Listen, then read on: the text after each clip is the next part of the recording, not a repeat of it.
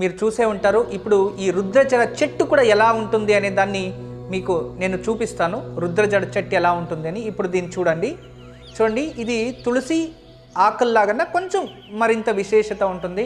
దీనికి రుద్రజడ ఇలా పెరిగింటాయి. చూడండి, తులసి ముక్కలకి విత్తనాలు పైవైపు ఉంటే దీనికి విత్తనాలు దిగువైపు ఉంటాయి. ఇలాగే ఉదురుతూ ఉంటాయి ఇలా చూడడానికి. ఇది చాలా సువాసన. అంటే ఈ ఒక సువాసన ఎలా ఉంటుందంటే గంధపు వాసన ఎలా ఉంటుందో అలా గుమగుమలు, ఇందులో సువాసన భరితం గుమగుమలు వస్తూ ఉంటుంది. చాలా విశేషంగా మనకు కనబడుతుంది. చాలా గుమగుమలాగా ఇది ఉంటుంది. మనం చూడొచ్చు. ఇది భగవంతునికి సమర్పించాలి. ఎప్పుడు కూడా ఇది శివుడికి చాలా ప్రియమైనది. మనము ఈ ఒక మనకామన సిద్ధార్థం అంటే మన మనసులో ఏదైనా సంకల్పం తెలుసుకొని భగవంతునికి ప్రార్థించి శివుడికి అలంకరిస్తే ఇది శివుడు విశేషంగా మనకి త్వరగా